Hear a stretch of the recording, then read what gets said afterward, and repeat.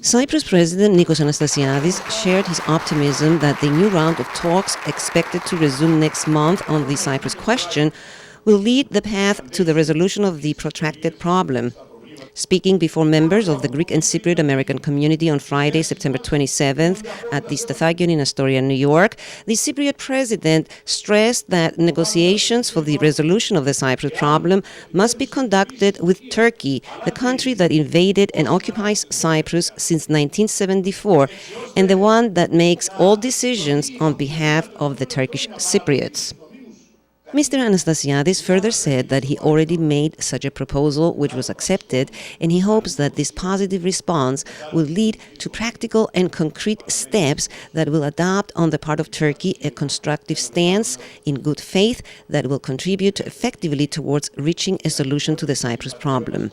President Anastasiades pledged that he will work tirelessly towards this direction, and he's ready to make tough decisions, no matter how unpopular they might seem at the time, because, as he explained, good politicians must always look out for the benefit of their country rather than preserving their popularity.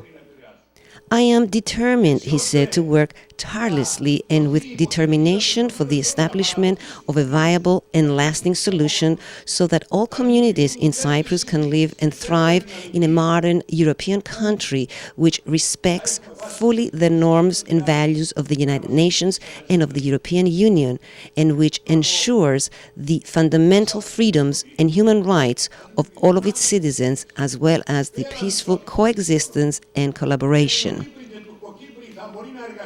President Anastasiades also referred to his meeting with U.S. Vice President Joe Biden earlier in the day, stressing that it was very important and very well received.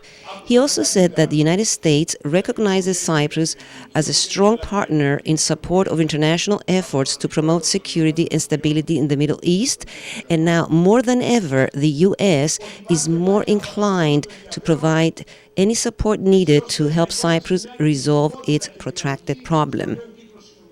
Mr. Anastasiades also said that the potential of Cyprus becoming the leader in efforts to exploit the Eastern Mediterranean's hydrocarbon resources to benefit all players was also discussed during his meeting with Vice President Biden, to whom he also made special mention of partners Israel, whose own natural gas reserves and neighboring exclusive economic zones has been bringing the two countries closer together.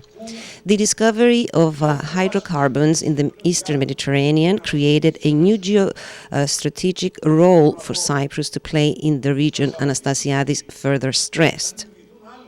Referring to the current economic crisis in Cyprus, President Anastasiades acknowledged that he inherited a country in unprecedented financial crisis. However, he refrained from complaining or making any accusations on the previous administration, noting that it is inappropriate to discuss the internal affairs of his country outside of its boundaries. He pledged, however, that along with his administration and cabinet members, they will work very hard to revive the economy in many different ways, including traveling across Europe, promoting Cyprus as an important destination for investments. The president also expressed his most sincere thanks and appreciation to the Greek and Cypriot American community for their many years of support and important contributions to Cyprus, and especially for their strong involvement in helping towards the reunification of the island.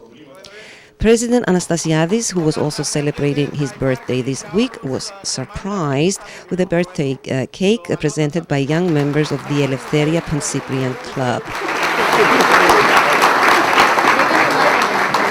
President Anastasiades was in New York on the occasion of the annual UN General Assembly meeting, which he addressed on Thursday, September 26. A day prior, he also attended and addressed the Cyprus Federation of America 2013 testimonial dinner, during which Mr. and Mrs. George David and Mr. and Mrs. Michael J. Harris were honored.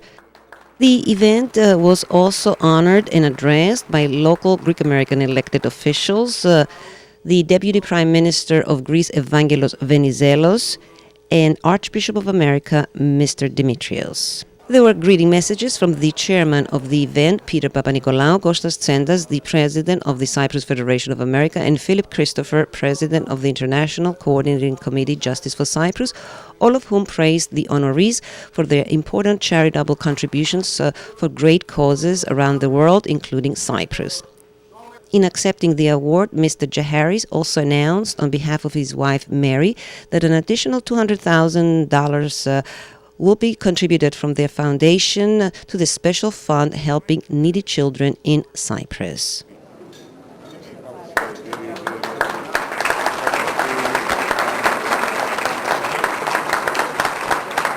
Congratulations. Do you have anything to share with us and our audience? Extremely moved and extremely honored, really. We thank everyone here for this great, great honor. Thank you.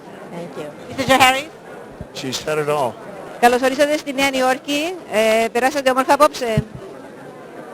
Αυτό που γεμίζει με αισθήματα συγκίνησης, αν θέλετε, και ικανοποίησης, δεν είναι αν ήταν ένα θαυμάσιο δείπνο, αλλά ήταν μια θαυμάσια ανθρώπινη βραδιά που οργανώνεται για να βοηθηθούν τα παιδιά της Κύπρου που έχουν ανάγκη. Και αυτό είναι κάτι εξαιρετικά συγκινητικό από τον ελληνισμό της διασποράς, Κύπριος και Ελλαδίτες, που δείχνουν πως ακόμα κρατούν μέσα τους ζωντανή και την παράδοση και την αφοσίωση στην πατρίδα.